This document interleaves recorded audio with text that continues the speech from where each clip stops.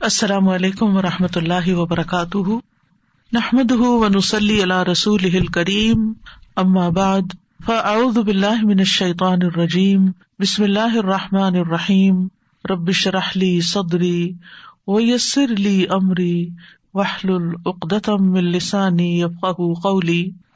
وَإِذَا سَأَلَكَ عِبَادِي عَنِّي فَإِنِّي قَرِيبٌ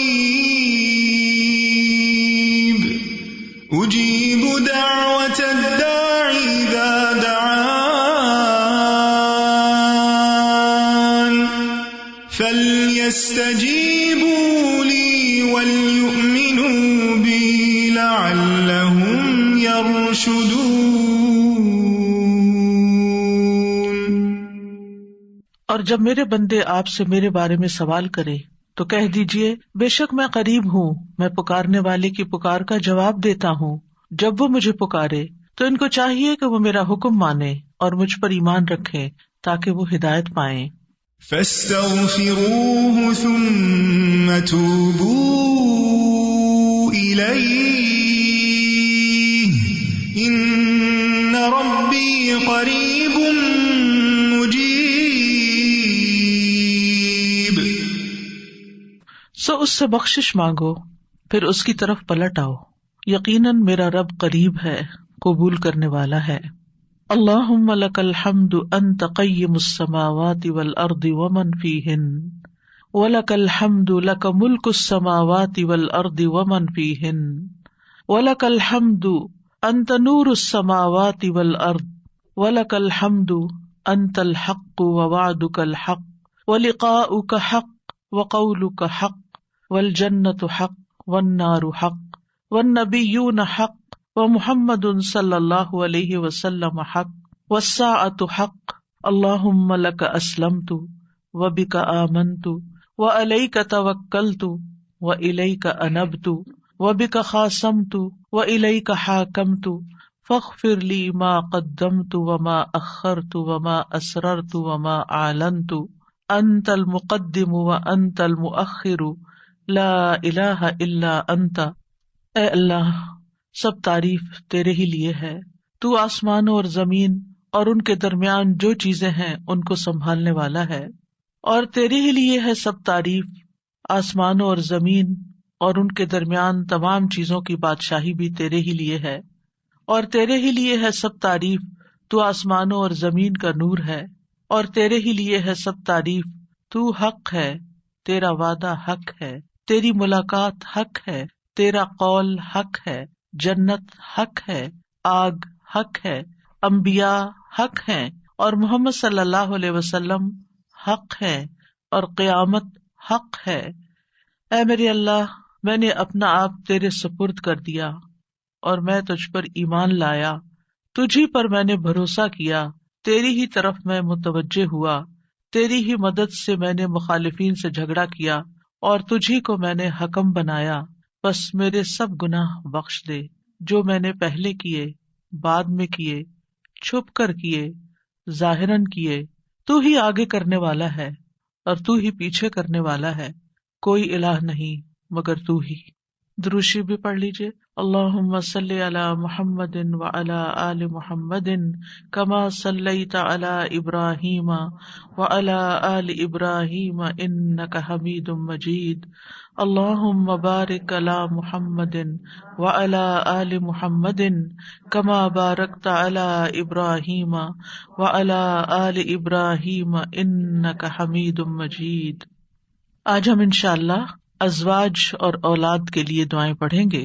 ارشاد باری تعالیٰ ہے، ربنا هب لنا من ازواجنا وذرياتنا قرة اعين واجعلنا للمتقين اماما۔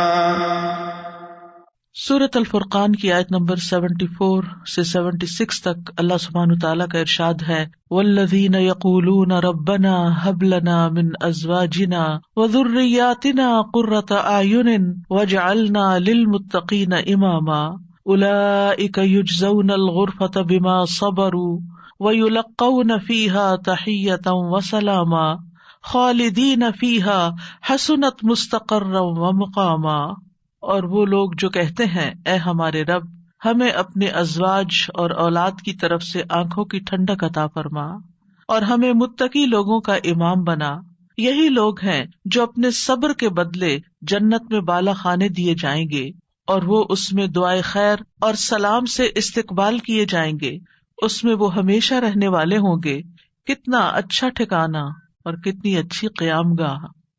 اولاد کے لیے دعا مانگنا انبیاء اور اہل ایمان کا شیوا رہا ہے۔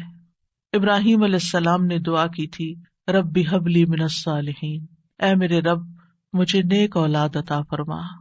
اہل ایمان کی دعا اللہ تعالیٰ نے قرآن مجید میں ذکر کی ہے، وَأَصْلِحْ لِي فِي ذُرِّيَّتِي، اور میری خاطر میری اولاد کی اصلاح کر دے۔ زکریا علیہ السلام نے دعا کی تھی، فَهَبْ لِي مِن لَّدُنكَ وَلِيًّا يَرِثُنِي وَيَرِثُ مِنْ آلِ يَعْقُوبَ وَاجْعَلْهُ رَبِّ رَضِيًّا، مجھے اپنے پاس سے ایک وارث عطا فرما جو میرا وارث بنے اور آل یعقوب کا وارث ہو، اور اے میرے رب اسے پسند کیا ہوا بنا، وہ ایسا ہو جس سے تو راضی ہو جائے، وہ پسندیدہ ہو۔ ابراہیم علیہ السلام نے دعا کی تھی، رب اجعلنی مقیم الصلاۃ ومن ذریتی ربنا وتقبل دعا، اے میرے رب مجھے بھی اور میری اولاد کو بھی نماز قائم رکھنے والا بنا، اے رب میری یہ دعا قبول فرما۔ اہل ایمان ہمیشہ اپنی اولاد کے لیے دعا کرتے ہیں۔ سورۃ الفرقان کی جو آیات میں نے آپ کے سامنے پڑھی ہیں، یہ عباد الرحمان سے متعلق آیات ہیں کہ رحمان کے خاص بندے، رحمان کے پسندیدہ بندے اللہ تعالیٰ سے یہ دعا کرتے ہیں کہ ربنا ہب لنا من ازواجنا وذریاتنا قرۃ اعین، کہ اللہ ہمیں اپنی ازواج سے اور اپنی اولاد سے آنکھوں کی ٹھنڈک عطا فرما۔ یاد رکھیے یہ دعا ہر صاحب ایمان کا شیوا ہے، ہر مومن کو یہ دعا کرتے رہنا چاہیے، چاہے ہماری اولاد نیک ہی کیوں نہ ہو، چاہے وہ فرما بردار ہی کیوں نہ ہو، چاہے وہ قرآن کی حافظ ہی کیوں نہ ہو، چاہے وہ دین کی عالم ہی کیوں نہ ہو، پھر بھی یہ دعا مانگتے رہنا چاہیے، اس لیے کہ دل رحمان کی دو انگلیوں کے درمیان ہوتا ہے، وہ جیسے چاہے انہیں پھیر سکتا ہے۔ ہمیں نہیں معلوم کہ آج اگر ہماری اولاد دین پر ہے تو کل اس کا مستقبل کیا ہوگا، اس لیے کبھی بھی اس بارے میں بے فکر نہیں ہونا چاہیے۔ نیک سے نیک ترین اولاد بھی ہو، تہجد گزار بھی ہو، صائم اور قائم ہو، لیکن پھر بھی دعا کرتے رہیں۔ اگر آپ کی اولاد نیک ہے تو آپ کی دعائیں ان کی نیکی میں استقامت اور اضافے کا سبب بنے گی، یعنی وہ مزید نیک بنے گے، ان کے اندر مزید استقامت آئے گی، اور پھر اسی طرح ان کا ایمان بھی بڑھے گا۔ اور اگر وہ نیک نہیں ہے اور اگر وہ آپ کی آنکھوں کی ٹھنڈک نہیں ہے تو اس دعا سے انشاءاللہ وہ آپ کی آنکھوں کی ٹھنڈک بنیں گے۔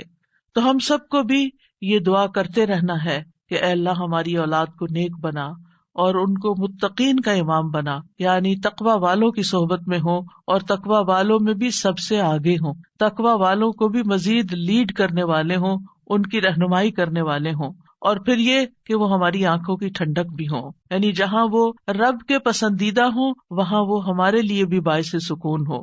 اس کے ساتھ ساتھ انسان کے لیے لازم ہے کہ وہ اپنی اولاد کی نیک تربیت بھی کرتا رہے، کیونکہ تربیت کی کوشش کرنا جو ہے ایک صبر آزما کام ہے۔ اسی لیے اس آیت کے بعد جو آیت آتی ہے اس میں صبر کرنے والوں کی جزا جنت میں غرفہ بتائی گئی ہے۔ عربوں کے ہاں گھر کے اندر جتنے بھی کمرے ہوتے ہیں ان میں سے سب سے بہترین کمرہ غرفہ کہلاتا ہے، یعنی سب سے اعلیٰ ترین درجہ۔ تو جنت میں بھی جب غرفہ کی بات ہے تو اس سے مطلب کوئی ہائی رائز بلڈنگ نہیں ہے، کیونکہ وہ ایک جگہ پر آتا نا کہ غرفات پر غرفات مبنیہ ہوں گے، تو اس سے مراد یہ ہے کہ جنت کے اعلیٰ ترین مقامات اللہ تعالیٰ ان کو عطا کرے گا جو صبر کے ساتھ تربیت بھی کرتے رہیں گے اور صرف اپنی تربیت اور اپنی کوشش کو کافی نہیں سمجھیں گے بلکہ اللہ تعالیٰ سے دعا بھی کریں گے۔ اور بہت دفعہ ایسا بھی ہوتا ہے کہ ہم تربیت میں پوری کوشش کر لیتے ہیں لیکن اس کا اثر اولاد میں نظر نہیں آتا، اولاد آپ کی ایکسپیکٹیشن پہ پوری نہیں اترتی، آپ جیسے ان کو دیکھنا چاہتے ہیں ویسے وہ نظر نہیں آتے۔ کیا ہم نوح علیہ السلام کی تربیت پہ کوئی شک کریں گے؟ ان کے 4 بیٹے تھے جن میں سے 3 بہترین بیٹے ثابت ہوئے، لیکن ایک بیٹا اپنے ہی راستے پر چل نکلا۔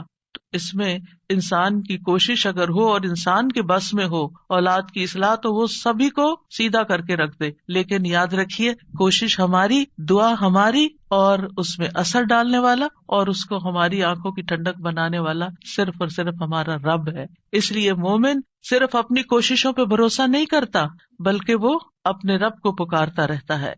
اور پھر عام طور پر یہ ہوتا ہے کہ ہم اس دعا کو اپنی دعاؤں کا حصہ نہیں بناتے۔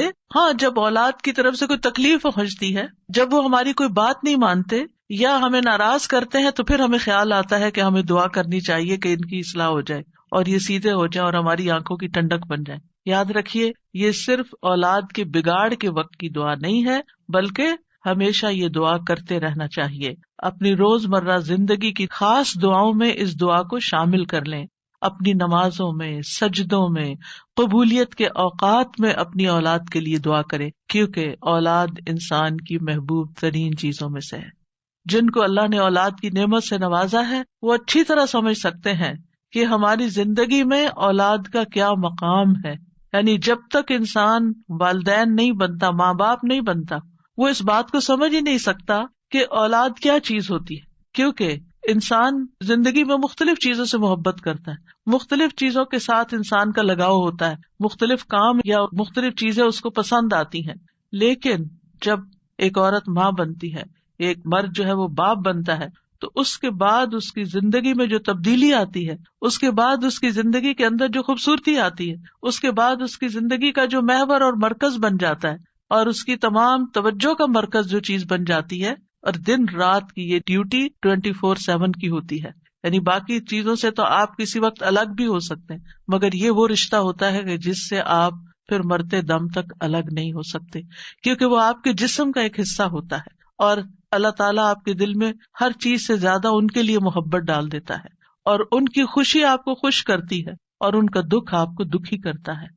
اس لیے انسان کو ہمیشہ اپنی دعاؤں میں یہ خاص دعا کرتے رہنا چاہیے، اور قبولیت کے اوقات میں بھی، کیونکہ اولاد سے ملنے والی آنکھوں کی ٹھنڈک اسی وقت ہوتی ہے جب اولاد سیدھے رستے پر ہوتی ہے، جب اولاد نیک ہوتی ہے، اچھے کام کر رہی ہوتی ہے، تو پھر ہی ماں باپ کی آنکھوں کی ٹھنڈک ہوتی ہے۔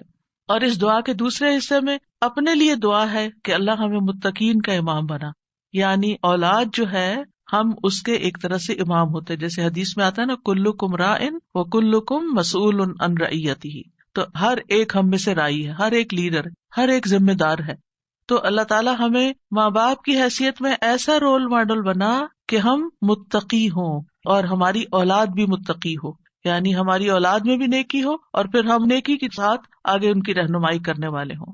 اور ویسے جنرل سینس میں دیکھیں تو اس میں انسان کو ایک ہائیسٹ مقام حاصل کرنے کی دعا یہاں سکھائی گئی ہے، اور وہ کیا کہ انسان ایسا انسان ہو کہ جسے دیکھ کر لوگ متقی بن جائیں، یعنی دوسرے لفظوں میں یہ کہ نیکیوں میں سبقت کرنے والے ہوں، نیکیوں میں آگے بڑھنے والے ہوں، تاکہ دوسرے لوگ بھی ہمیں دیکھ کر نیک بن جائیں۔ مثلاً اگر ایک مرد اول وقت میں مسجد میں جا کر نماز پڑھتا ہے تو اس کے بچوں پر اس کا کیا امپریشن ہوگا؟ یعنی اگر باپ ذمہ دار ہے تو بچے بھی دیکھ کر کہیں گے کہ ہاں ہمیں بھی یہی کام کرنا ہے، کیونکہ بچے ابتدائی زندگی میں خاص طور پر باپ کو، ماں کو بہت فالو کر رہے ہوتے ہیں۔ پھر اسی طرح اگر آپ کا پڑوسی آپ کو دیکھتا ہے، آپ کے کولیگز آپ کو دیکھتے ہیں کہ آپ کی توجہ سب سے زیادہ کس چیز کی طرف ہے، تو وہ بھی آپ کی دیکھا دیکھی نیکی کے کام میں آگے بڑھتے ہیں۔ آپ صدقہ کرتے ہیں اور کوئی آپ کو دیکھ رہا ہے، آپ کا مقصد نہیں دکھانا، لیکن کسی کو نظر آ جاتا ہے تو آپ کو دیکھ کر وہ بھی شروع کر دیتا ہے، تو آپ اس کے کیا بن گئے؟ امام، یعنی آپ لیڈ کر رہے ہیں، آپ آگے ہیں اور وہ آپ کو فالو کر رہے ہیں۔ تو ہمیں یہ دعا کرنی چاہیے اپنے لیے کہ اللہ ہمیں نیکی کے کاموں کا امام بنا، متقین کا امام بنا۔ تو یہاں ہم دیکھتے ہیں کہ یہ عباد الرحمن کی صفات میں سے ایک صفت ہے، اور وہ کہتے ہیں والذین یقولون ربنا ہب لنا۔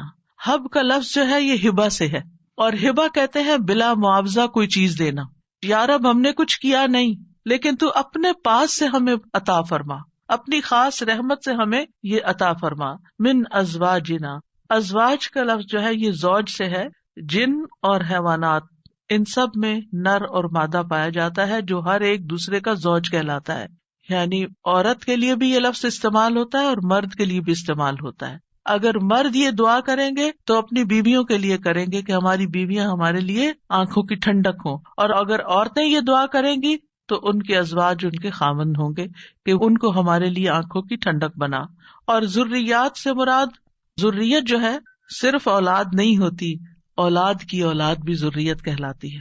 کیونکہ آپ نے دیکھا ہوگا کہ جب آپ اپنی اولاد کے لیے دعا کرتے ہیں اور وہ کسی قابل ہوتی، بڑی ہوتی، پھر ان کے بچے پیدا ہوتے ہیں تو بعض اوقات اپنے بچوں سے زیادہ بچوں کے بچے پیارے ہو جاتے ہیں، اور اگر وہ نیک بنتے ہیں تو ہمیں آنکھوں کی ٹھنڈک نصیب ہوتی ہے، اور اگر بچوں کے بچوں میں کوئی بگاڑ آ جائے تو آپ ایکولی دکھ اور تکلیف میں مبتلا ہو جاتے ہیں. تو اس لیے یہ بہت جامع دعا ہے کہ ہم صرف اپنے لیے نہیں، اپنے بچوں کے لیے نہیں، بلکہ اپنی نسلوں کے لیے دعا کر رہے ہوتے ہیں.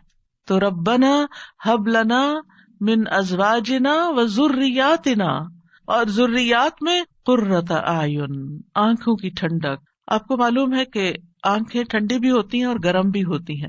آنکھوں سے جب آنسو بہتے ہیں، خوشی کے آنسو بہیں تو آنکھیں ٹھنڈی ہوتی ہیں، اور اگر غم کے آنسو ہوں تو آنکھیں گرم ہو جاتی ہیں. تو آنکھوں کی ٹھنڈک کا مطلب ہے خوشی، مسرت. اور پھر یہ کہ آنکھوں کی ٹھنڈک ہو تو انسان پرسکون رہتا ہے، نیند بھی سکون سے آتی ہے. کہ بچوں کی طرف سے اگر انسان کو بے فکری ہو کہ وہ اچھے کام کر رہے ہیں، اچھی جگہ پر ہیں، سیف ہینڈز میں ہیں، تو انسان کے بہت سے غم، دکھ، پریشانیاں ختم ہو جاتی ہیں، وہ بے فکر ہو جاتا ہے. اور پھر اسی طرح یہ ہے کہ جب آنکھوں کی ٹھنڈک ہوتی ہے تو انسان کے دل کو بھی قرار ملتا ہے. یعنی آنکھوں کی ٹھنڈک صرف آنکھوں تک نہیں رہتی، بلکہ آنکھوں سے انسان جو کچھ دیکھتا ہے وہ اس کے دل تک اتر جاتا ہے. ابن عباس کہتے ہیں اس سے مراد ان کی وہ اولاد ہے جو اللہ کی اطاعت کے کام کرے تاکہ دنیا اور آخرت میں انہیں آنکھوں کی ٹھنڈک نصیب ہو.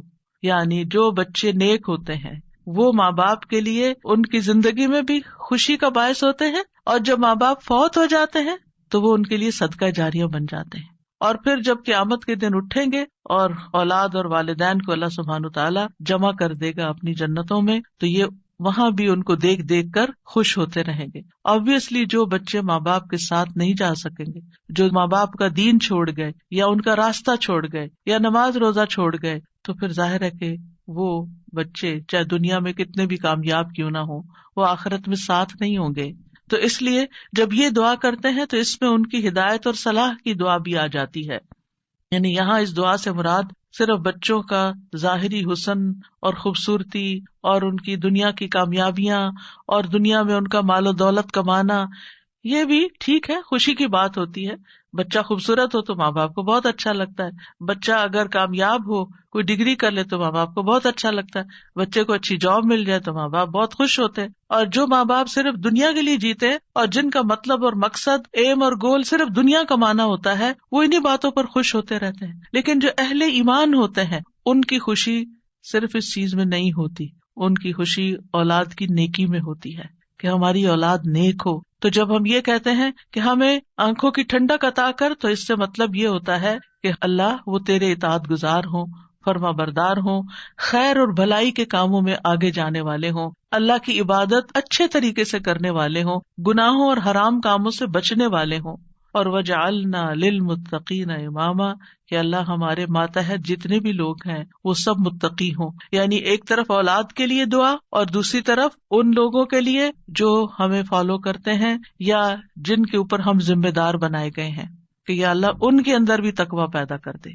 یعنی ہماری اولاد تو نیک ہو، لیکن آپ کے ساتھ جو لوگ کام کر رہے ہیں، جن کے آپ ذمہ دار ہیں، مثلاً اگر آپ استاد ہیں اور آپ کے شاگرد ہیں، یا آپ ایک لیڈر ہیں، کمیونٹی لیڈر ہیں اور آپ کے بہت سے فالوورز ہیں، یا اسی طرح اور جو بھی کام آپ لیڈرشپ رول میں کرتے ہیں، تو یا اللہ جو لوگ آپ کی جو ٹیم ہے، یا اللہ اس کو بھی متقی بنا دے، اس کے اندر بھی اپنی محبت پیدا کر دے. کتنی خوبصورت دعا ہے. ظاہر ہے کہ انسان انہی لوگوں کے ساتھ ہوتا ہے، یا تو گھر میں ہوتا ہے یا باہر کام پر ہوتا ہے. جب گھر میں ہوتا ہے تو کیا ہوتا ہے، بیوی اور بچوں کو دیکھ کر انسان اپنی آنکھیں ٹھنڈی کرتا ہے، اس کو ایک پرسکون ماحول ملتا ہے. اور جب وہ گھر سے باہر ہوتا ہے، اپنی جاب پر ہوتا ہے، اپنی ٹیم کے ساتھ ہوتا ہے، تو ان کی نیکی، ان کا اخلاق، ان کا تقویٰ دیکھ دیکھ کر اس کی آنکھیں ٹھنڈی ہوتی رہتی ہیں. سنسیئر مخلص ساتھیوں کا مل جانا یہ اللہ تعالیٰ کی بہت بڑی نعمت ہوتی ہے. اور پھر آپ دیکھیے کہ یہ نہ صرف ان کے تقویٰ کی دعا ہے بلکہ جو خود متقی بننے کی خواہش رکھتا ہوگا وہی چاہے گا کہ اس کے ساتھی اور اس کے ماحول کے لوگ اور اس کے آس پاس کے لوگ تقویٰ والے ہوں. اور یہ معنی بھی اس کا بنتا ہے کہ یا اللہ تو ہمیں اتنا تقویٰ عطا کر کہ ہم متقین کے امام بن جائیں، یعنی ان متقین میں سے بھی سب سے آگے ہو تقویٰ میں. للمتقین اماما، یعنی ہمیں ہدایت کا امام بنا، لوگوں کو ہم سے ہدایت حاصل ہو، گمراہی کا امام نہ بنے. کیونکہ اللہ سبحانہ تعالیٰ نے خوش بخت لوگوں کے بارے میں فرمایا سورۃ الانبیاء میں، وَجَعَلْنَاهُمْ أَئِمَّةً يَهْدُونَ بِأَمْرِنَا وَأَوْحَيْنَا إِلَيْهِمْ فِعْلَ الْخَيْرَاتِ وَإِقَامَ الصَّلَاةِ وَإِيتَاءَ الزَّكَاةِ وَكَانُوا لَنَا عَابِدِينَ. اور ہم نے انہیں ایسے پیشوا بنایا جو ہمارے حکم کے ساتھ رہنمائی کرتے تھے، اور ہم نے ان کی طرف نیکیاں کرنے اور نماز قائم کرنے اور زکوٰۃ ادا کرنے کی وحی بھیجی، اور وہ صرف ہماری عبادت کرنے والے تھے. تو اس سے کیا پتہ چلتا ہے کہ ہم نے انہیں ایسا پیشوا بنایا جو ہمارے حکم کے ساتھ رہنمائی کرتے تھے. یہ ہے متقین کے امام کہ جو اللہ کی مرضی اور اللہ ہی کے دی ہوئی جو تعلیم اور ہدایت ہے اس کے مطابق لوگوں کو گائیڈ کرتے ہیں، صرف اپنی من پسند چیزوں یا اپنی طرف سے چیزیں ایجاد نہیں کرتے. اور اہل شقاوت بدبخت لوگوں کے بارے میں آتا ہے وَجَعَلْنَاهُمْ أَئِمَّةً يَدْعُونَ إِلَى النَّارِ، ہم نے ان کو ایسے امام بنایا جو لوگوں کو آگ کی طرف بلاتے ہیں، جیسے فرعون تھا، قارون اور اس طرح کے لوگ کہ لوگ ان کو فالو کرتے تھے اور وہ خود بھی آگ کی طرف جانے والے، جیسے فرعون کے بارے میں آتا ہے يَقْدُمُ قَوْمَهُ يَوْمَ الْقِيَامَةِ فَأَوْرَدَهُمُ النَّارِ، کہ قیامت کے دن وہ اپنی قوم کو لیڈ کر رہا ہوگا اور انہیں آگ میں لے جا کے گرائے گا. تو اس لیے بہت ضروری ہے کہ ہم خیر میں اچھا نمونہ بنے. اور ویسے بھی آپ دیکھیں کہ انسان کے امپریشنز ہوتے ہیں، انسان جو کچھ کرتا ہے اچھا کرتا ہے یا برا کرتا ہے اس کے آثار ہوتے ہیں. یعنی آپ اچھا کرتے ہیں اور آپ کو دیکھ کے جتنے لوگ خاموشی سے اچھا کر لیتے ہیں وہ سارے آپ کے آثار ہو گئے، اور ان سب کی نیکی آپ کی نیکی میں جمع ہو گئی. اور آپ کو دیکھ کر اگر کوئی شخص غلط ٹرینڈ اختیار کرتا ہے تو اس کی قباحت بھی آپ کے پلے میں پڑ گئی. تو متقین کا امام بننے کے لیے یاد رکھیے دو چیزیں بڑی اہم ہیں، ایک ہے صبر اور دوسرے ہے یقین. صبر اور یقین، یہ دو چیزیں ہوں تو یہ مقام حاصل کیا جا سکتا ہے. اللہ تعالیٰ فرماتے ہیں وَجَعَلْنَا مِنْهُمْ أَئِمَّةً يَهْدُونَ بِأَمْرِنَا لَمَّا صَبَرُوا وَكَانُوا بِآيَاتِنَا يُوقِنُونَ. اور جب انہوں نے صبر کیا تو ہم نے ان میں سے ایسے امام بنائے جو ہمارے حکم سے رہنمائی کرتے تھے اور وہ ہماری آیات پر یقین رکھتے تھے. یاد رکھیے ایک بچے کی تربیت صبر آزما کام ہوتا ہے، اور اس کے بارے میں ہوپ فل رہنا بھی بڑا ضروری ہوتا ہے. کیونکہ اگر ہم صبر کا دامن چھوڑ دیں اور یہ کہے کہ یہ تو ماننے والے نہیں اور یہ ہماری سنتے نہیں، ٹھیک ہے جو چاہیں کریں، اور ان کو کھلی چھٹی دے دیں، تو وہ تو بگاڑ کی آخری حد کو پہنچ جائیں گے. آپ کھلی چھٹی دے دیں گے نہیں، آپ کو اچھے اخلاق کے ساتھ، رویے کے ساتھ وقتاً فوقتاً ان کی اصلاح کا کام کرتے رہنا ہے.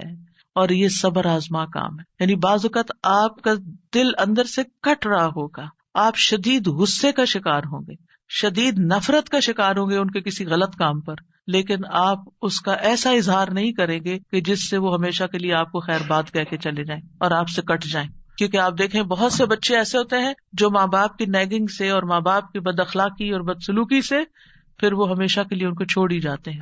تو ایسا کوئی طریقہ اختیار نہیں کرنا کہ جس سے وہ دور ہوں، بلکہ محبت کے ساتھ. یعنی اگر ان کے اندر آپ دیکھتے ہیں کچھ چیزیں ایسی ہیں جو درست نہیں، تو محبت کے ساتھ اور صبر کے ساتھ دعائیں کرتے کرتے ان کی اصلاح کرتے جائیں. ہو سکتا ہے آپ اپنی زندگی میں نہ دیکھیں وہ دن جس کو آپ دیکھنا چاہتے ہیں، لیکن مرنے کے بعد آپ کو ان کی دعائیں پہنچ رہی ہوں، آپ کی وہ محنت ضائع نہیں جائے گی.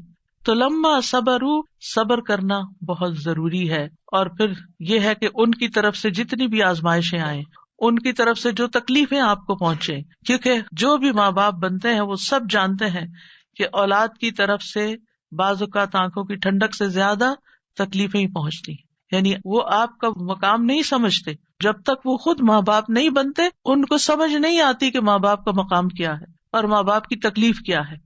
لہذا ایسے تمام مواقع پر صبر سے کام لینا ہے. اور دوسرا یہ کہ یقین رکھنا ہے، بے یقینی سے دعا نہیں کرنی. یقین رکھنا ہے کہ اللہ میری دعائیں سنتا ہے اور وہ ضرور سنے گا.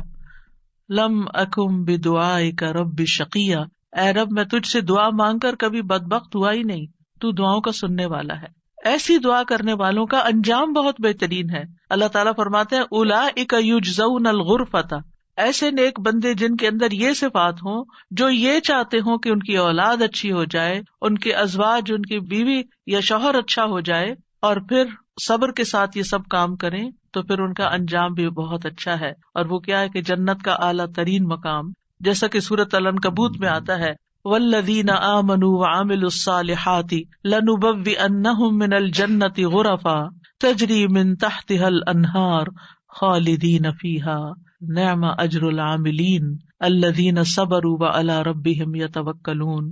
اور جو لوگ ایمان لائے اور انہوں نے نیک کام کیے، ہم انہیں ضرور ہی جنت کے اونچے گھروں میں جگہ دیں گے، یعنی بہترین مقام پر جگہ دیں گے جن کے نیچے سے نہریں بہتی ہیں.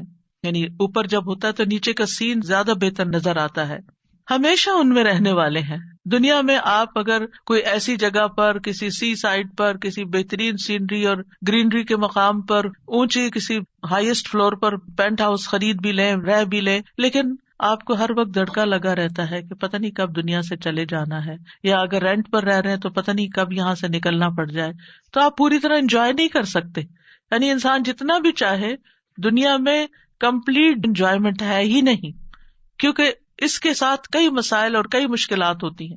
لیکن آخرت میں بلند ترین مقامات میں فرمایا خالدین فیہا، وہ اس میں ہمیشہ رہیں گے. نکلنے کا، اس کو چھوڑنے کا، اس کے خراب ہونے کا، اس کی مینٹیننس کا کوئی فکر ہی نہیں ہے، صرف انجوائمنٹ ہی ہے. نعم اجر العاملین، لیکن یہ کس کو ملتا ہے؟ جو عمل کرتے ہیں، جو کام کرتے ہیں، جو محنت کرتے ہیں. کتنا اچھا اجر ہے عمل کرنے والوں کا.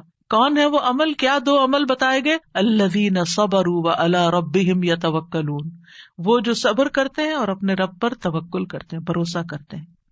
اور اس کے علاوہ حدیث سے بھی اس مقام کو حاصل کرنے کی بات ہمیں پتہ چلتی ہے. نبی صلی اللہ علیہ وسلم نے فرمایا جنتی لوگ اپنے سے بلند کمرے والے کو، غرفہ والوں کو اپنے اوپر ایسے دیکھیں گے جیسے وہ دنیا میں چمکدار گہرے ستارے کو دیکھتے. اتنے بلند ہوں گے ان کے مقامات.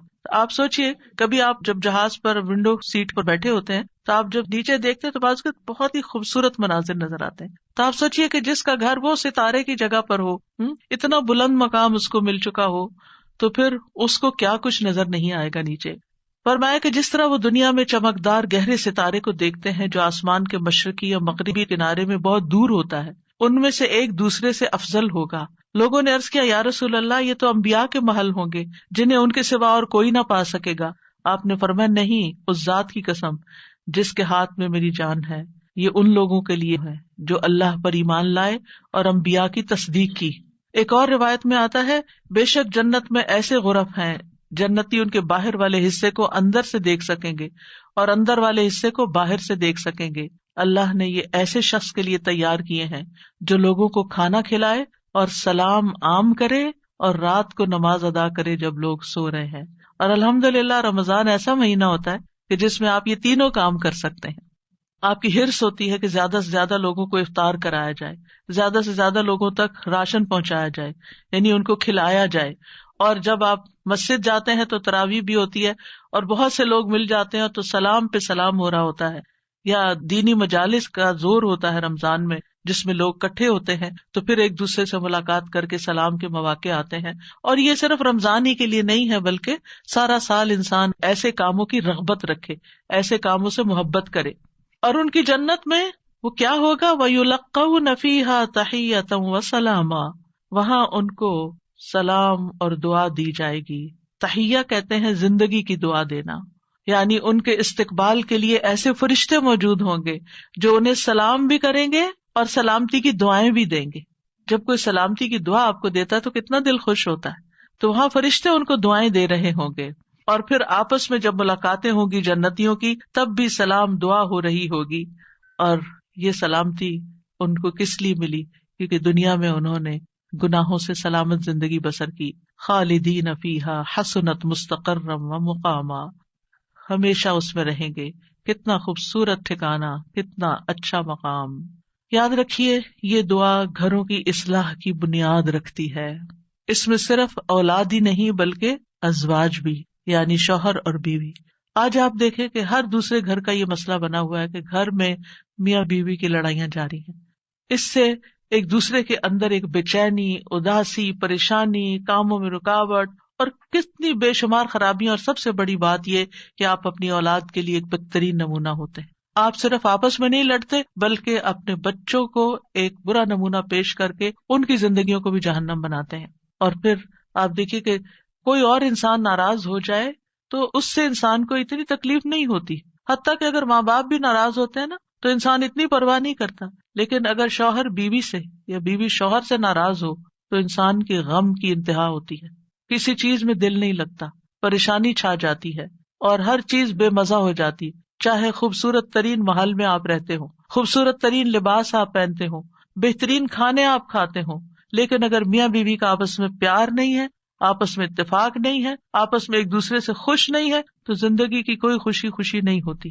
تو اس لیے بہت ضروری ہے کہ اس دعا سے کام لیا جائے، اور جہاں کہیں تھوڑے بہت بھی پرابلمز ہیں وہ بھی انشاءاللہ حل ہو جائیں گے، اور جہاں بڑے مسائل ہیں اور جہاں مسائل نہیں بھی وہاں بھی یہ دعا پڑھی جائے تاکہ گھروں کے اندر ایک خوبصورتی آئے. یعنی اللہ تعالیٰ نے ہمیں منع تو نہیں کیا کہ دنیا میں ہم محبت سے زندگی نہ گزاریں، یعنی ہمیں دنیا میں بھی محبت چاہیے، آپس کی اتفاق اور پیار چاہیے. ایک محبت جو ہوتی ہے وہ انسان کی ضرورت ہوتی ہے، ایک دوسرے کی کیئر کرنا ایک ضرورت ہوتی ہے ہر انسان کی. اور اللہ سبحانہ وتعالیٰ نے جوڑے بنائے کیوں ہیں؟ قرآن مجید میں اللہ تعالیٰ فرماتے ہیں وَمِنْ آيَاتِهِ أَنْ خَلَقَ لَكُم مِّنْ أَنفُسِكُمْ أَزْوَاجًا لِتَسْكُنُوا إِلَيْهَا وَجَعَلَ بَيْنَكُم مَّوَدَّةً وَرَحْمَةً إِنَّ فِي ذَلِكَ لَآيَاتٍ لِقَوْمٍ يَتَفَكَّرُونَ.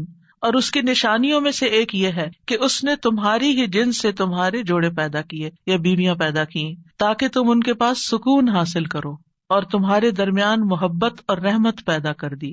غور و فکر کرنے والوں کے لیے اس میں کئی نشانیاں ہیں. تو اللہ سبحانہ تعالیٰ نے شادی کا مقصد کیا رکھا ہے؟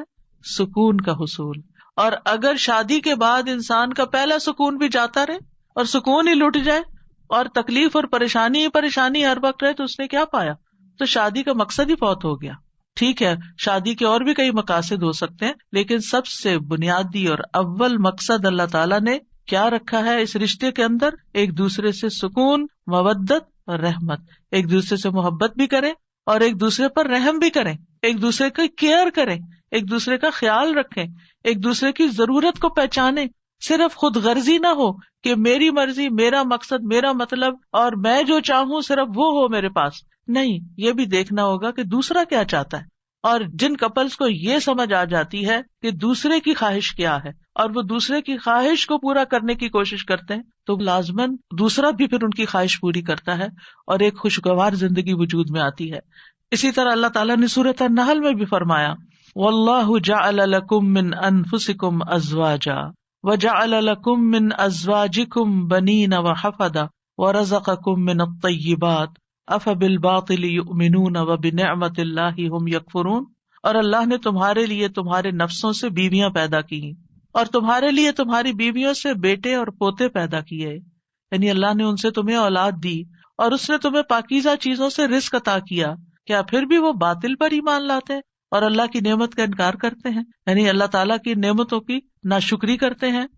تو یاد رکھیے کہ گھروں کی اصلاح کا انحصار ازواج کی اصلاح پر ہے، آپس کے اتفاق پر ہے، اور اولاد کی اصلاح سے پہلے ازواج کی اصلاح کی بات ہے. ابن علان کہتے ہیں کہ یہ دعا یعنی ازواج کے بارے میں شروع ہوتی ہے، کیونکہ اگر ازواج کی اصلاح ہو تو اولاد کی اصلاح ہوتی ہے. یعنی شوہر یا بیوی کی اصلاح ہو جائے، وہ ایک دوسرے کے لیے آنکھوں کی ٹھنڈک ہو، تو اولاد خود بخود آنکھوں کی ٹھنڈک ہوتی چلی جائے گی. اور آنکھوں کی ٹھنڈک سے مراد یہ نہیں ہے صرف کہ ایک شوہر اپنی بیوی کو زیادہ خوبصورت دیکھے یا تندرست دیکھے، بلکہ اس حال میں دیکھے کہ وہ اللہ کی فرما بردار ہو. کیونکہ ایک حدیث میں آتا ہے کہ دنیا متاع ہے اور دنیا کی سب سے بہترین متاع نیک بیوی ہے. یعنی دنیا میں جتنی بھی نعمتیں ہیں ان میں سے سب سے بڑی نعمت ایک مرد کے لیے کیا ہے؟ ایک نیک بیوی ہے، ایک اچھی بیوی ہے. اور نیکی صرف نماز روزے کا نام نہیں ہوتی، نیکی اچھے اخلاق کا نام ہوتی ہے. ایک اور حدیث میں آتا ہے نا کہ جب ایک عورت 5 وقت کی نماز پڑھے، رمضان کے روزے رکھے اور اپنے شوہر کی اطاعت کرے، جب وہ اس کو دیکھے، اس کو خوش کر دے، تو وہ جنت کے جس دروازے سے چاہے داخل ہو جائے. یعنی اس تعلق کی بہتری اور خوبصورتی کا اتنا زیادہ اہتمام کیا گیا ہے. اور پھر آپ دیکھیں کہ متقین کا امام بننے کے لیے انسان کو پہلے گھر میں اچھا امام بننے کی ضرورت، یعنی گھر سے باہر آپ اسی صورت میں اچھے امام بن سکتے ہیں جب آپ گھر کے اندر خوبصورتی لاتے ہیں اور اس کے لیے کوشش بھی کرتے ہیں. دیکھیے کچھ رشتے ہمیں اللہ کی طرف سے بنے بنائے مل جاتے ہیں، جیسے ماں باپ کا رشتہ ہے. ماں باپ سے آپ کو انکنڈیشنل لو ملتا ہے. آپ اچھا کریں، آپ برا کریں، آپ ان کو خوش کریں، آپ ان کو ستائیں، آپ ان کے قریب ہوں، آپ ان سے دور ہوں، وہ آپ سے محبت کرتے ہی رہیں گے. آپ زندہ ہوں، آپ مر جائیں، ہر صورت میں محبت کرتے ہیں. آپ نے دیکھا ان ماؤں کو جن کا کوئی بچہ فوت ہو جائے تو وہ زندہ کو بھول کے اسی کو یاد کرتی رہتی ہیں جو چلا گیا ہے. قریب ہو تب بھی محبت کرتے ہیں، دور ہو تب بھی محبت کرتے ہیں. ماں باپ کی محبت انکنڈیشنل ہے، لیکن ازواج کی محبت کنڈیشنل ہوتی ہے. اگر آپ اچھے اخلاق کا مظاہرہ کریں گے، اچھے انسان بن کر رہیں گے تو آپ کی محبت بڑھتی جائے گی. لیکن اگر آپ اپنے اخلاق کو کھو دیں گے تو پھر اس محبت میں کمی آنی شروع ہو جائے گی. تو کچھ رشتے بنے بنائے ہوتے ہیں اور کچھ کو بنانا پڑتا ہے، ان کی مینٹیننس کرنی پڑتی ہے. یاد رکھیے شادی جو ہے یہ انبیاء کا طریقہ ہے، نیک لوگوں کا طریقہ ہے، ہمارے دین کا شعار ہے. نکاح جو ہے وہ نصف ایمان ہے، یعنی ہمارے دین میں کرسچینٹی کی طرح یہ نہیں ہے کہ آپ شادی نہیں کریں، آپ نن بن جائیں، آپ فقیر بن جائیں اور آپ زیادہ نیک ہیں. نہیں، آپ شادی کر کے زیادہ نیکی کما سکتے ہیں. یعنی اسلام جو ہے وہ فطری ضروریات کو مد نظر رکھتا ہے.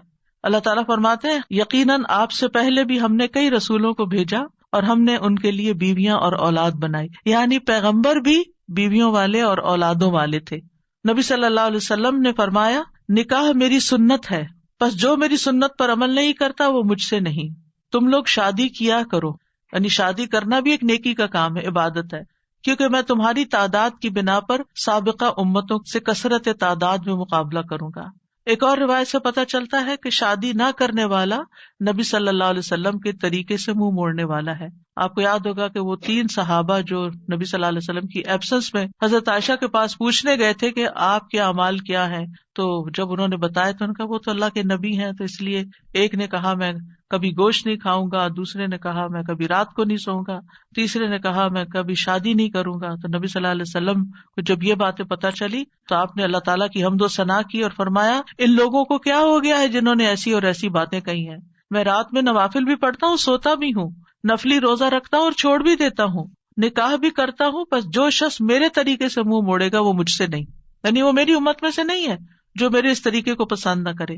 اللہ سبحانہ تعالیٰ نے خود نکاح کی رغبت دلائی ہے. وَأَنكِحُوا الْأَيَامَ مِنكُمْ وَالصَّالِحِينَ مِنْ عِبَادِكُمْ وَإِمَائِكُمْ، اور اپنے میں سے بے نکاح مردوں اور عورتوں کا نکاح کر دو، اور اپنے غلاموں اور اپنی لونڈیوں میں سے جو نیک ہیں ان کا بھی. نکاح میں دیر کیوں کرتے ہیں عام طور پر؟ کہ ابھی بچے کچھ کماتے نہیں ہیں. فرمایا اگر وہ محتاج ہوں گے اللہ ان کو اپنے فضل سے غنی کر دے گا، اور اللہ وسعت والا اور سب کچھ جاننے والا ہے. اور پھر شادی ویسے بھی آپ دیکھیں نگاہ کی حفاظت کا ذریعہ ہے، شرمگاہ کی حفاظت کا ذریعہ ہے، نصف دین مکمل کرنے کا ذریعہ ہے. حدیث میں آتا ہے جب کوئی شخص نکاح کر لیتا ہے تو اپنا آدھا دین مکمل کر لیتا ہے، لہذا چاہیے کہ باقی آدھے دین کے بارے میں اللہ سے ڈرتا رہے. پھر آپ دیکھیے کہ صرف دنیا میں نہیں، آخرت میں جنت میں بھی پاکیزہ جوڑے ہوں گے. وَلَهُمْ فِيهَا أَزْوَاجٌ مُطَهَّرَةٌ، پاکیزہ بیویاں ہوں گی. اہل جنت سے کہا جائے گا ادخلوا الجنت انتم وازواجکم تحبرون، تم اور تمہاری بیویاں جنت میں داخل ہو جاؤ، تم خوش رکھے جاؤ گے. فرشتے اہل ایمان اور ان کی بیویوں اور بچوں کے لیے دعائیں کرتے ہیں. کیا کہتے ہیں؟ ربنا وادخلہم جنات عدن التی وعدتہم ومن صلح من آبائہم وازواجہم وذریاتہم انک انت العزیز الحکیم. اے ہمارے رب، اور انہیں ہمیشگی کے باغات میں داخل کر جن کا تو نے ان سے وعدہ کیا تھا، اور ان کے آباء و اجداد اور ان کی بیویوں اور ان کی اولادوں میں سے جو نیک ہوئے ان کو بھی جنت میں داخل کر. یعنی یہ فرشتے اہل ایمان کے لیے دعا کرتے ہیں. اور جنت میں کوئی بھی کمارا نہیں ہوگا، یعنی جن لوگوں کی دنیا میں شادی نہیں ہوئی ان کو بھی اللہ تعالیٰ جوڑے عطا کرے گا، اور جن کے شوہر پہلے فوت ہو گئے یا بیوی فوت ہو گئی، یا ایک نیک تھا اور ایک جنت میں نہیں گیا دوسرا جہنم میں چلا گیا، تو ان کو بھی اللہ تعالیٰ وہاں جوڑے عطا کرے گا. اور کوئی بھی ایسا نہیں ہوگا کہ جو تنہائی کا شکار ہو، آئسولیشن کا شکار ہو، کیونکہ انسان کی زندگی میں اگر کمپینین ہوتا ہے تو انسان کے لیے سکون کا باعث ہوتا ہے. اور خاص طور پر اگر نیک بیوی ہو، قرآن مجید میں آتا ہے فالصالحات قانتات، نیک عورتیں وہ ہیں جو شوہروں کی فرما بردار ہوں، ان کی بات ماننے والی ہوں، اور ان کی عدم موجودگی میں اللہ کی حفاظت میں ان کے حقوق کی حفاظت کرنے والی ہوں، یعنی اپنی جان اور مال کی حفاظت کریں جب شوہر نہ بھی موجود ہوں۔ پھر ہمیں یہ کہا گیا کہ پاک دامن عورت سے شادی کی جائے، اور عورت سے شادی کا معیار کیا رکھا گیا؟ نبی صلی اللہ علیہ وسلم نے فرمایا عورت سے 4 چیزوں کی وجہ سے نکاح کیا جاتا ہے، اس کے مال و دولت کی وجہ سے، یا اس کے حسب نسب کی وجہ سے، یا اس کی خوبصورتی کی وجہ سے، یا اس کی دینداری کی وجہ سے۔ تیرے ہاتھ خاک آلود ہوں، دیندار عورت سے شادی کر کے کامیابی حاصل کرو، کیونکہ اگر دین والی تمہارے گھر میں آئے گی تو اللہ سے ڈرنے والی ہوگی، اس کا اخلاق اچھا ہوگا، اس کے اندر بگاڑ نہیں ہوگا، تمہیں اس کو بار بار نماز کی پابندی کے لیے نہیں کہنا پڑے گا، اس کو نیکی کی طرف لانے کے لیے بہت ایفرٹ نہیں کرنی پڑے گی۔ اور پھر آپ دیکھیں کہ ایک ماں کے اوپر انحصار ہوتا ہے کہ بچوں کی کیا تربیت کرتی ہے، کیونکہ تربیت اولاد باپ کا حصہ کم ہوتا ہے، ماں کا حصہ زیادہ ہوتا ہے۔ اگر ایک بچہ اپنی ماں کو نیک دیکھتا ہے تو اس کے اندر ایک نیکی کی محبت پیدا ہوتی ہے۔ تو بہرحال یہ رشتے جو ہیں ان کے لیے دعا بھی ہے، اور اس کے ساتھ ساتھ انتخاب بھی اچھا ہو، اور پھر ان کو بنانے کے لیے کوشش بھی رہے۔ اللہ تعالیٰ مردوں کو حکم دیتے ہیں وَعَاشِرُوهُنَّ بِالْمَعْرُوفِ، عورتوں کے ساتھ بھلے طریقے سے زندگی بسر کرو، یعنی ان کے حقوق ادا کرو، اور ایک دوسرے سے محبت کرنا جو ہے یہ بھی دین کا حصہ ہے۔ عقبہ بن عامر کہتے ہیں میں نے رسول اللہ صلی اللہ علیہ وسلم کو یہ فرماتے ہوئے سنا کہ اسلام میں جائز لہو میں 3 چیزیں آتی ہیں: انسان کا اپنی بیوی کے ساتھ دل لگی میں مصروف ہونا، ہنسی مذاق کرنا، اپنے گھوڑے کی دیکھ بھال کرنا یعنی اس کے ساتھ ٹائم سپینڈ کرنا، اور تیر اندازی کرنا۔ بظاہر دیکھا جائے تو یہ ٹائم ویسٹر بھی ہو سکتے ہیں، لیکن یہ ہمارے دین میں ایک نیکی تصور کیے جاتے ہیں۔ یہ شغل جو ہیں یا یہ ہابیز جو ہیں یہ پسندیدہ ہے۔ پھر یہ ہے کہ شوہر اور بیوی کو ایک دوسرے کا حق ادا کرنا ہے، کیونکہ یہ حقوق اللہ نے ایک دوسرے کے ذمے رکھے ہیں، اور اللہ تعالیٰ قیامت کے دن پوچھے گا۔ بعض اوقات ایک بیوی یہ کہتی ہے کہ میں شوہر کا حق نہیں دیتی کیونکہ وہ بھی میری فلاں بات نہیں مانتا، یا شوہر یہ کہتا ہے میں بیوی کا حق نہیں دیتا کیونکہ میری وہ فلاں بات نہیں مانتی۔ نہیں، جب تک آپ اس رشتے میں ہیں دونوں کو ایک دوسرے کا حق دیتے رہنا چاہیے۔ اور کیوں دینا چاہیے؟ کہ اللہ کا حکم ہے، اس لیے نہیں کہ شوہر خوش ہوگا یا بیوی خوش ہوگی، اس لیے کہ میرے رب کا حکم ہے، اس لیے مجھے یہ کام کرنا ہے۔ اور جب آپ رب کو راضی کرتے ہیں تو رب بندوں کو بھی آپ سے راضی کر دیتا ہے۔ پھر اسی طرح یہ ہے کہ ایک دوسرے سے اچھے اخلاق کے ساتھ پیش آنا۔ نبی صلی اللہ علیہ وسلم نے فرمایا ایمان کے لحاظ سے کامل مومن وہ ہے جو اخلاق میں سب سے اچھا ہے، اور تم میں سے بہتر شخص وہ ہے جو اپنے گھر والوں کے لیے اچھا ہے، اور ایک روایت میں بیویوں کے لیے اچھا ہے۔ اس میں آپ دیکھیے کہ لوگ گھر سے باہر تو ہر ایک سے بڑا اچھا اخلاق رکھتے ہیں، لیکن گھر میں منہ بنا کے رکھتے ہیں، تو یہ اچھے اخلاق کی علامت نہیں۔ اللہ تعالیٰ نے جو کرائیٹیریا دیا ہے وہ کیا ہے کہ سب سے اچھا وہ ہے جس کا گھر میں اخلاق اچھا ہے۔ پھر اسی طرح یہ ہے کہ بد زبانی نہیں کرنی چاہیے۔ پھر بیوی کے ذمہ ہے کہ شوہر کی بات ماننے کے علاوہ شوہر کے مال اور اولاد کی حفاظت کرنے والی ہو، ان کو ضائع نہ کرے، صابر و شاکر ہو۔ شوہر کی ذمہ داری کیا ہے کہ گھر والوں پر خوشی سے خرچ کرے، اور نبی صلی اللہ علیہ وسلم نے فرمایا جو شخص اپنے اوپر خرچ کرتا ہے تاکہ وہ اس کے ذریعے لوگوں سے مانگنے سے بچے، وہ اس کے لیے صدقہ ہے، یعنی آپ اپنی پرسنل نیڈز کے لیے سپینڈ کرتے ہیں، یہ بھی صدقہ ہے۔ جو شخص اپنی بیوی اور بچوں اور اپنے گھر والوں پہ خرچ کرتا ہے وہ بھی صدقہ شمار ہو جاتا ہے، یعنی شوہر کے نامہ اعمال میں وہ نیکی لکھی جاتی ہے کہ یہ اپنی بیوی پر بچوں پر خرچ کرنے والا ہے۔ پھر اسی طرح اچھے گزران کا اصول کیا ہے کہ ایک دوسرے کی اچھی عادتوں پر نظر رکھی جائے اور بری عادتوں کو اگنور کیا جائے۔ اگر ہم نے یہ ایکویشن بدلی کہ بری عادتوں کو ہر وقت ہائی لائٹ کیا، تم یہ نہیں کرتی، تم یہ نہیں کرتے، تم یہ نہیں کرتی، تم یہ نہیں کرتے، تو پھر زندگی جہنم بن سکتی ہے۔ کیونکہ ہر وقت اگر انسان اسی میں کڑتا رہے کہ اس شخص میں کیا خرابی ہے، کیا نہیں ہے، کیا کون سی برائی ہے، کون سی غلط عادت ہے، اور اسی پر لڑائی جھگڑا کرتا رہے، تو زندگی میں انجوائمنٹ نہیں رہتی۔ بلکہ اس کے برعکس نبی صلی اللہ علیہ وسلم نے یہ فرمایا کوئی مومن شخص کسی مومن عورت سے بغض نہ رکھے، یعنی بیوی سے نفرت نہیں کرنی چاہیے۔ اگر عورت کی ایک عادت ناپسند ہوگی تو کوئی دوسری عادت پسند ہوگی، تو کیا مطلب ہے کہ ناپسند بات کو چھوڑو، جو پسندیدہ ہے اس پر نظر رکھو۔ پھر اسی طرح یہ ہے کہ نیک اولاد کے لیے بھی کوشش کے علاوہ اور دعائیں بھی ہمیں سکھائی گئی ہیں، جیسے ان کی پیدائش سے پہلے ہی دعا کرنا، ربی حب لی من الصالحین، اے میرے رب مجھے نیک اولاد عطا کر، یعنی ابھی اولاد ہوئی نہیں لیکن پہلے سے ہی دعا مانگنا شروع ہو جائے انسان کہ اللہ مجھے نیک اولاد دینا۔ اور پھر یہ کہ شادی کے وقت ایسی عورت کا انتخاب کرنا جس کے اندر بچے پیدا کرنے کی صلاحیت ہو، کیونکہ نبی صلی اللہ علیہ وسلم نے اس بات کا حکم دیا کہ محبت کرنے والی اور زیادہ بچے پیدا کرنے والی عورت سے شادی کرو، یعنی یہ ہمارے دین میں پسندیدہ چیز ہے۔ پھر اسی طرح شادی سے ملنے والی جو نیک اولاد ہے اس کا فائدہ کیا ہے کہ وہ مرنے کے بعد والدین کے لیے دعائیں کرتی ہے اور ماں باپ کے لیے صدقہ جاریہ بن جاتی ہے، اور یہ والدین کی درجات کی بلندی کا ذریعہ بنتا ہے۔ جہاں تک اولاد کی تربیت کا تعلق ہے تو اولاد کے بارے میں سوال ہوگا، یعنی ماں باپ دونوں سے پوچھا جائے گا کہ انہوں نے ان کی تربیت میں کیا کوشش کی۔ پھر اسی طرح اولاد کا پہلا حق کیا ہے؟ حدیث میں آتا ہے نبی صلی اللہ علیہ وسلم نے فرمایا اپنے نطفوں کے لیے اچھی عورت کا انتخاب کرو، یعنی نیک عورت کا انتخاب کرو، اور دین میں ہم پلہ عورتوں سے نکاح کرو اور ہم پلہ مردوں کو اپنی بیٹیوں کا نکاح کر کے دو۔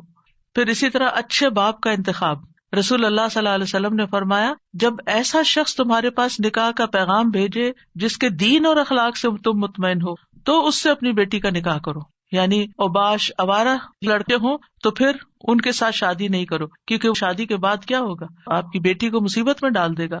فرمایا اگر ایسا نہیں کرو گے تو زمین میں فتنہ اور زبردست فساد برپا ہوگا، یعنی پھر فساد ہی فساد، بگاڑ ہی بگاڑ۔ پھر اسی طرح ولادت سے پہلے شیطان سے حفاظت کی دعا سکھائی گئی کہ جب شوہر بیوی ایک دوسرے سے ملیں تو دعا پڑھیں، جیسے حضرت مریم کی والدہ نے دعا پڑھی تھی وَإِنِّي أُعِيذُهَا بِكَ وَذُرِّيَّتَهَا مِنَ الشَّيْطَانِ الرَّجِيمِ۔ کتنی خوبصورت دعا ہے کہ اللہ میں اس بچی کو بھی اور اس کی آئندہ آنے والی ذریت کو بھی تیری پناہ میں دیتی ہوں شیطان سے بچا کر۔ پھر یہ کہ بچوں کو سب سے پہلے توحید سکھانی چاہیے، بچپن سے ہی بچوں کے اندر اللہ کا ڈر پیدا کرنا چاہیے، دین کی تعلیم سیکھنے میں رغبت دلانی چاہیے، اچھے اخلاق کی تعلیم دینی چاہیے، ہر چیز کے مینر سکھانے چاہیے، اور پھر اس کے لیے اگر سرزنش بھی کرنی پڑے، ڈانٹنا بھی پڑے تو اس میں بھی کوئی حرج نہیں ہے۔ اپنے ساتھ نیک کاموں میں شامل کرنا چاہیے، جیسے ابراہیم علیہ السلام نے کیا کیا تھا، کعبہ کی تعمیر میں کس کو ساتھ شامل کیا تھا؟ اسماعیل علیہ السلام کو۔ پھر اولاد کے درمیان عدل کرنا چاہیے، بچوں سے پیار کرنا چاہیے، کچھ ماں باپ بچوں سے پیار نہیں کرتے، ایسے والدین کی مذمت کی گئی ہے۔ پھر اولاد کے بالغ ہو جانے کے بعد ان کی شادی بھی کرنی چاہیے، یعنی اس بات کی بھی فکر ہونی چاہیے۔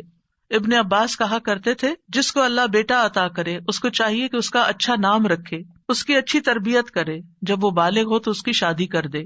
سعید بن عاص کہا کرتے تھے اگر میں اپنے بچے کو قرآن کی تعلیم دے دوں، اس کو حج کروا دوں، اس کی شادی کر دوں تو میں نے اس کا حق ادا کر دیا، اور میرا جو اس پر حق ہے وہ باقی ہے۔ یعنی بچوں کے اوپر حق پھر بھی باقی رہیں گے، لیکن ماں باپ نے اپنا فرض پورا کر دیا اگر یہ 3 کام کر لیے۔ کون سے؟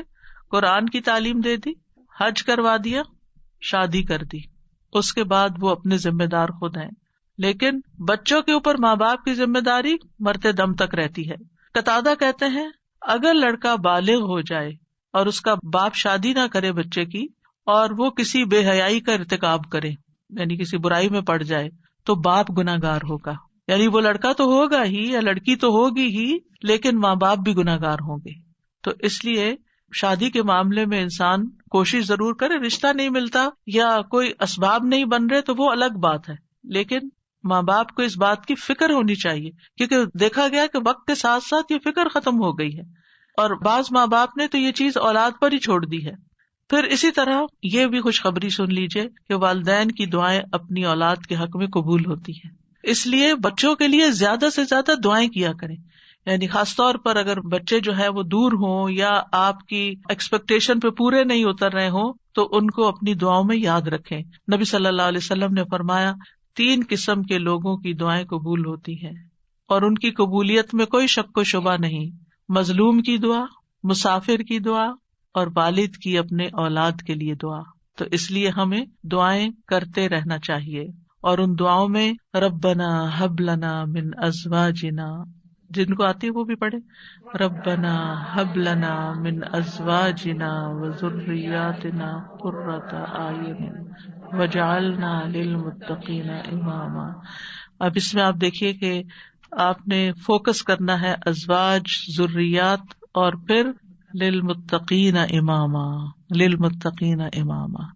اس میں وہ لوگ بھی آ جاتے ہیں جن کے ازواج نہیں یا جن کی اولاد نہیں، تو وہ کیا ہے؟ متقین کے امام، کیونکہ آپ دیکھیے کہ حضرت عائشہ رضی اللہ تعالیٰ عنہا جو تھی بہت ینگ ایج میں 18 ایئرس کی تھی کہ وہ بیوہ ہو گئی تھی، بہت چھوٹی عمر میں.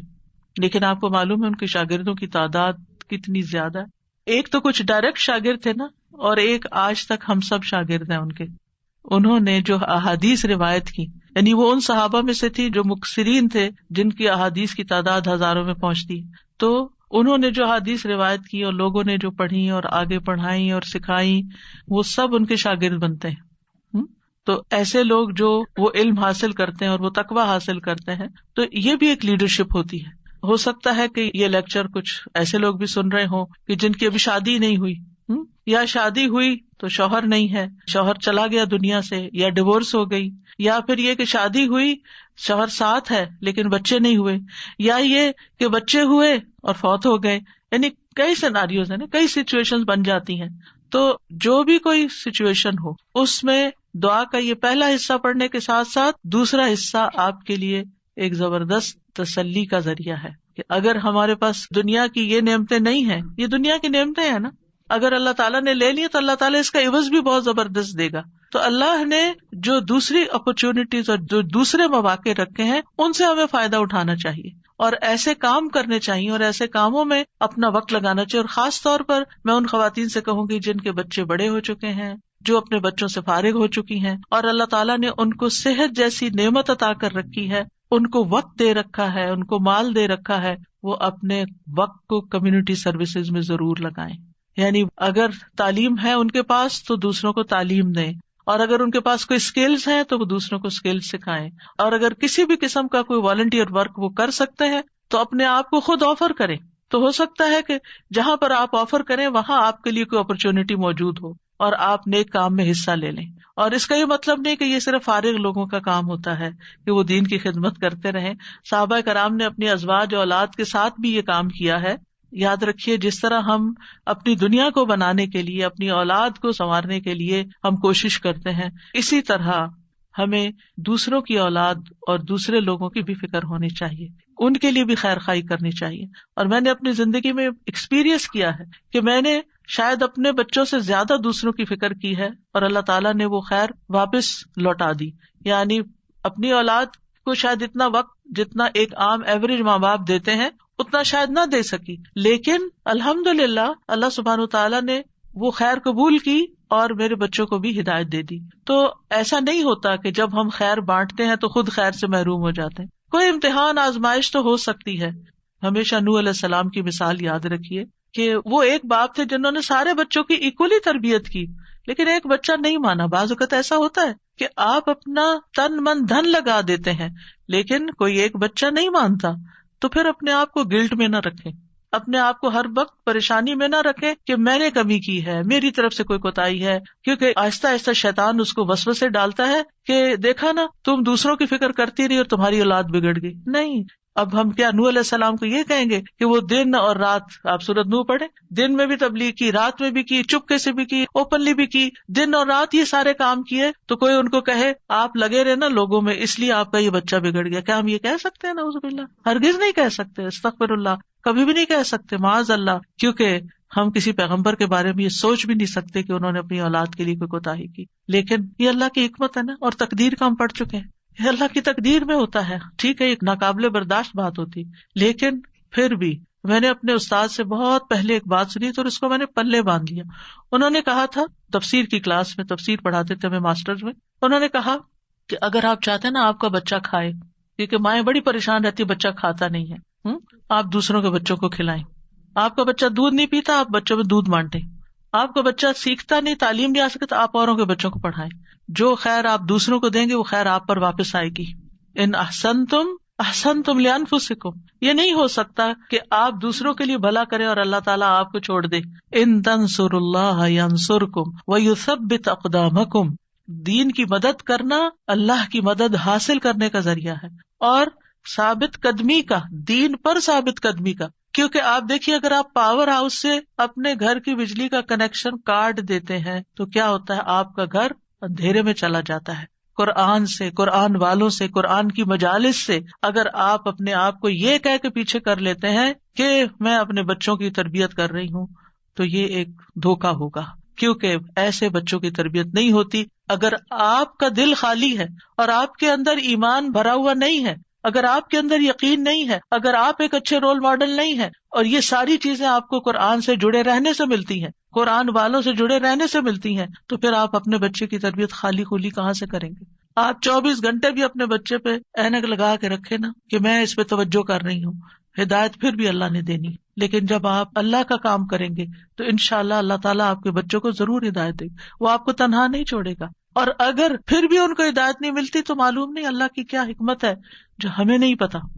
ہمیں نہیں پتا، ہو سکتا ہے کسی ایک بچے کی تکلیف ہمارے اللہ کے ساتھ جڑے رہنے کا ذریعہ بن جائے۔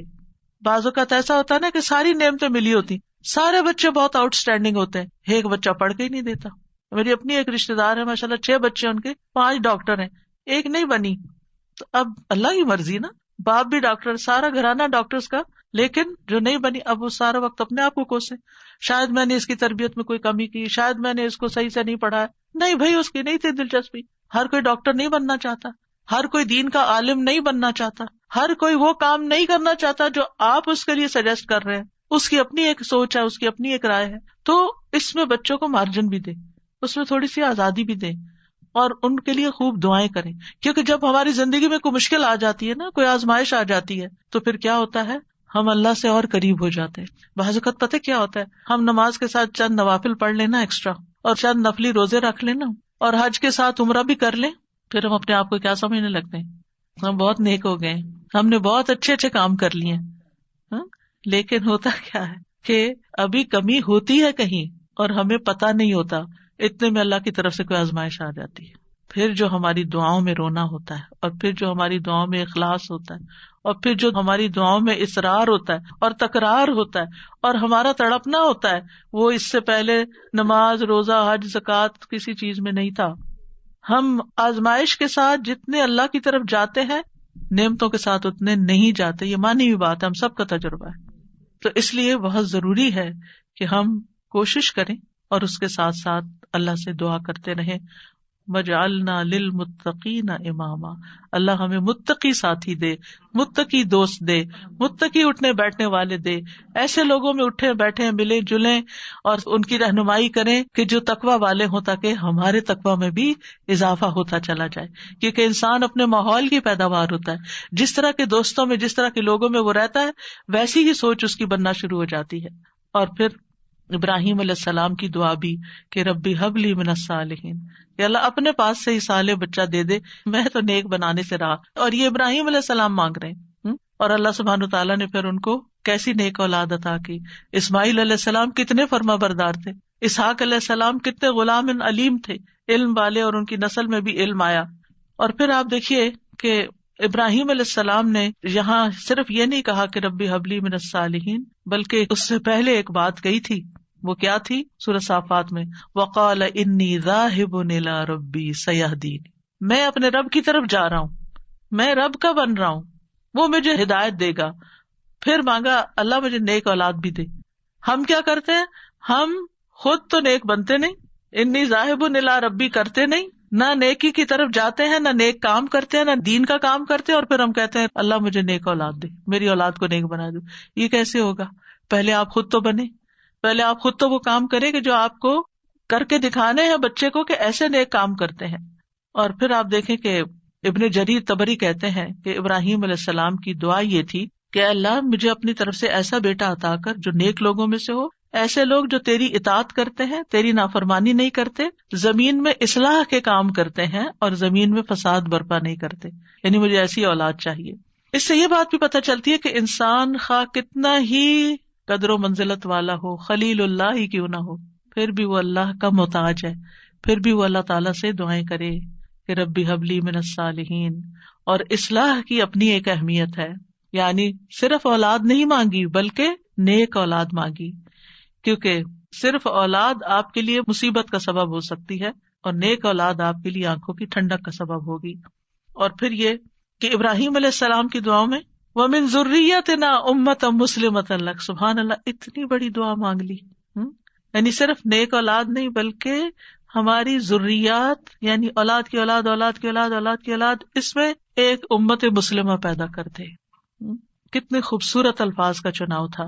پہلے حبلی کہا، اللہ تحفہ چاہیے تیری طرف سے، ہدیہ چاہیے، ہبہ چاہیے، میں نے کچھ نہیں کیا، مجھے تیری طرف سے عنایت چاہیے کہ تو مجھے ایسا بیٹا عطا کر دے کہ جس کے اندر فطرت میں اندر خیر ہو، اندر نیکی ہو، اور بڑا ہو کے وہ اچھے کام کرے. اور پھر صرف یہ نہیں، وَمِن ذُرِّيَّتِنَا أُمَّةً مُسْلِمَةً لَكَ، اللہ ہماری اولاد میں سے ایسے لوگ پیدا کر جو تیرے فرما بردار ہو، مُسْلِمَةً لَكَ ہوں. اور پھر آپ دیکھیے کہ کس طرح اللہ سبحانہ تعالیٰ نے ابراہیم علیہ السلام کو نوازا. سبحان اللہ، ابو الانبیاء ہے، انبیاء کے باپ ہیں. اور پھر آپ دیکھیے کہ جتنے بھی الہامی مذاہب ہیں، کرسچینٹی ہے یا جوڈازم ہے، اسلام ہے، ان سب کے وہی لیڈر ہیں. اللہ تعالیٰ نے کہا تھا نا، انی جاعلک للناس اماما، یا ابراہیم میں تمہیں لوگوں کا امام بنانے والا ہوں. اور کس طرح پھر اللہ تعالیٰ نے ان کو امام بنایا. پھر اسی طرح اگر اولاد نہ ہوتی ہو تو پھر یہ دعا کرتے ہیں، رب لا تذرنی فردا وانت خیر الوارثین، اے میرے رب تو مجھے اکیلا نہ چھوڑ، تو ہی سب وارثوں میں سے بہتر وارث ہے. یہ زکریا علیہ السلام کی دعا تھی کہ رب لا تذرنی فردا وانت خیر الوارثین. تو اللہ نے دعا قبول کر لی. فاستجبنا لہ ووہبنا لہ یحییٰ، ہبہ ہے یہاں بھی، اور ہم نے اس کو یحییٰ عطا کیا. واصلحنا لہ زوجہ، اور اس کی بیوی کی اصلاح کر دی. کیوں؟ انہم کانوا یسارعون فی الخیرات، کیونکہ وہ نیکیوں میں سبقت کرتے تھے، نیکیوں میں دوڑ دوڑ کے جاتے تھے. وَيَدْعُونَنَا رَغَبًا وَرَهَبًا، اور وہ ہمیں رغبت اور رہبت، امید اور خوف کے ساتھ پکارتے تھے. وَكَانُوا لَنَا خَاشِعِينَ، یہ تین چیزیں دعاؤں کی قبولیت کا ذریعہ ہیں. نیکی کے کاموں میں تیز جانا، جلدی کرنا، سستی نہ کرنا. یسارعون، سرعت سے ہے یہ لفظ، کہ ان انبیاء کی دعائیں کیوں قبول ہوئی؟ کیونکہ وہ نیکی کے کاموں میں تیزی دکھاتے تھے. دوسرے دعائیں کرتے تھے، وَيَدْعُونَنَا رَغَبًا وَرَهَبًا، یعنی کوشش بھی کرنی ہے، بھاگنا بھی ہے اللہ کی طرف، اور دوسرے دعائیں کرنی ہے، اور تیسرے تکبر میں نہیں آنا. وَكَانُوا لَنَا خَاشِعِينَ، وہ ہمارے لیے خشوع کرنے والے تھے. ابن قیم کہتے ہیں نیک اعمال کرنا اور اس کی طرف سبقت لے جانا دعا کی قبولیت کے بڑے اسباب میں سے ہے. اسی لیے اللہ تعالیٰ نے ان کی دعائیں قبول کر لی. پھر ایک اور دعا ہے جو حضرت زکریا علیہ السلام نے ہی مانگی، رب ہب لی من لدنک ذریۃ طیبہ انک سمیع الدعاء، اے میرے رب مجھے اپنی طرف سے نیک اور پاکیزہ اولاد عطا فرما، بے شک تو ہی دعائیں سننے والا ہے. یعنی ہبہ وہ ہوتا ہے نا جو بغیر معاوضے کے خوش دلی اور احسان کے طور پر کسی کو کوئی چیز دے دی جائے. یعنی ایک ہبہ ہوتا ہے، کہ ہدیہ ہوتا ہے، ایک صدقہ ہوتا ہے. تو صدقہ وہ ہوتا ہے جس سے آخرت کا اجر و ثواب چاہیے، اور ہدیہ وہ ہوتا ہے جس سے تحفہ دینے والے اور جس کو تحفہ دیا گیا اس کے درمیان محبت پیدا کرنا مقصود ہوتا ہے. یعنی ہدیہ محبت کے لیے ہوتا ہے، اور ہبہ جو ہے وہ کسی مقصد کے لیے ہوتا ہے. ہبہ وہ چیز ہوتی ہے کہ جس کو ہبہ کی جاتی ہے صرف اس کا فائدہ مطلوب ہوتا ہے. ٹھیک ہے، مطلب یہ تھا کہ اے اللہ مجھے اپنے پاس سے ایسا ہدیہ دے جو بغیر کسی عوض کے، میری بغیر کسی کوشش اور محنت کے ہو، تو بس تو آپ عطا کر دے. من لدن کا، اپنے پاس سے دے دے، کیونکہ تیرے پاس تو سب کچھ ہے. اور پھر ذریۃ طیبہ دے جو اپنے اقوال و افعال میں پاک ہو، جسموں میں پاک ہو. انک سمیع الدعاء، آپ تو دعائیں سننے والے.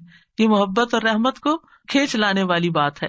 تو دعا کرنا جو ہے انبیاء کی سنت ہے. اور پھر اللہ کی جگہ یا اللہ کہنے کی بجائے رب بھی کہا گیا ہے، رب کو وسیلہ بنا کر دعا کی گئی ہے. اسی لیے آپ دیکھیں انبیاء کی ساری دعائیں ربنا سے شروع ہوتی ہیں یا ربی سے شروع ہوتی ہیں. اور پھر صرف اولاد نہیں، نیک اولاد، اور پھر اولاد کو نیک بنانے کے اسباب بھی. اور پھر یہ یقین کہ دعا تقدیر کو بدل دیتی ہے. حضرت زکریا انتہائی بوڑھے تھے لیکن انہوں نے یقین سے دعا کی. اور پھر ابراہیم علیہ السلام کی دعا، رب اجعلنی مقیم الصلاۃ ومن ذریتی ربنا وتقبل دعا، اے میرے رب مجھے بھی اور میری اولاد کو بھی نماز قائم رکھنے والا بنا. اے میرے رب میری یہ دعا قبول فرما. ربنا اغفر لی ولوالدی وللمؤمنین یوم یقوم الحساب، اے ہمارے رب مجھے اور میرے والدین اور تمام مومنوں کو اس دن معاف فرما دے جب حساب لیا جائے گا. رب اوزعنی ان اشکر نعمتک التی انعمت علی وعلی والدی وان اعمل صالحا ترضاہ واصلح لی فی ذریتی. یہ بھی اولاد کے لیے دعا ہے کہ اللہ میری ذریت کی اصلاح کر دے، میری ذریت کو نیک بنا دے. انی تبت الیک، میں تیری طرف واپس پلٹتا ہوں، توبہ کرتا ہوں. وانی من المسلمین، اور بلا شبہ میں فرما بردار ہوں. اور ربنا وجعلنا مسلمین لک ومن ذریتنا امۃ مسلمۃ لک وارنا مناسکنا وتب علینا انک انت التواب الرحیم. اے ہمارے رب، ہم دونوں کو یعنی ابراہیم اور اسماعیل علیہ السلام نے یہ مانگی تھی دعا، اپنا فرما بردار بنا لے اور ہماری اولاد میں سے ایک جماعت پیدا کر جو تیری فرما بردار ہو، اور ہمیں اپنی عبادت کے طریقے بتلا اور ہماری توبہ قبول فرما، بے شک تو بڑا توبہ قبول کرنے والا نہایت رحم کرنے والا ہے. اور پھر آپ دیکھیے کہ کس طرح اللہ سبحانہ وتعالیٰ نے وہ دعا قبول کی اور محمد صلی اللہ علیہ وسلم ان کی اولاد میں پیدا ہوئے اور پھر ان سے امت مسلمہ پیدا ہوئی. تو یہ دعا جو ہے اس کی قبولیت میں بہت عرصہ لگا تھا لیکن قبول ہوئی، تو اس لیے انسان کو مایوس نہیں ہونا چاہیے. اور اسی طرح یہ دعا جو مسنون دعا ہے، اللہم انی اعوذ بک من جار السوء ومن زوج تشیبنی قبل المشیب ومن ولد یکون علی ربا یا ربا ومن مال یکون علی عذابا ومن خلیل ماکر عینہ ترانی وقلبہ یرعانی ان رأى حسنۃ دفنها واذا رأى سیئۃ اذاعها. اے اللہ میں تیری پناہ طلب کرتا ہوں برے پڑوسی سے، برا نیبر نہیں ہو، اور ایسے ساتھی سے، زوج سے، شوہر یا بیوی ایک دوسرے کے لیے، جو مجھے بڑھاپے سے پہلے بوڑھا کر دے یعنی پریشان کر کر کے، اور ایسی اولاد سے جو مجھ پہ آقا بن بیٹھے یعنی مجھ پہ اپنا حکم چلائے، ایسے مال سے جو میرے لیے عذاب کا باعث بن جائے، یعنی کئی دفعہ مال انسان کے لیے مصیبت بن جاتا ہے، ایسے چال باز دوست سے جس کی آنکھیں مجھے دیکھ رہی ہوں اور جس کا دل میری نگرانی کرتا ہے، یعنی وہ میرے عیبوں کو ہی دیکھتا رہے اور میرے حالات کا جائزہ لیتا رہے، اور وہ میری ہر نیکی کو دباتا جائے اور برائی کو نشر کرے. کچھ ایسے بھی لوگ ہوتے ہیں نا آپ کے آس پاس کہ جو آپ کو اپنا دوست بتاتے ہیں، یعنی آپ کے لیے اپنی دوستی ظاہر کرتے ہیں، لیکن وہ آپ کی ہر نعمت سے جلتے ہیں اور آپ کی ہر خرابی سے خوش ہوتے ہیں، اور آپ کے اندر کوئی کمی بیشی ہو تو جا کے دوسروں میں نشر کر دیتے ہیں. تو یہاں 5 چیزوں کی برائی سے بچنے کی دعا کی گئی ہے: برا پڑوسی، بد اخلاق مرد یا عورت، نافرمان اولاد، عذاب بننے والا مال، اور چال باز دوست. تو بہرحال یہ تھا آج کا ہمارا پروگرام، اور آج اتنے اتفاق کی بات ہے، یہ ہمارا 7واں پروگرام تھا اور آج 7 اپریل ہے اور آج ہی میری شادی ہوئی تھی. تو بغیر کسی پلاننگ کے یہ ساری چیزیں اتفاق سے جمع ہو گئی، الحمدللہ. وآخر دعوانا ان الحمدللہ رب العالمین. سبحانک اللہم وبحمدک اشہد ان لا الہ الا انت استغفرک واتوب الیک. السلام علیکم ورحمۃ اللہ وبرکاتہ.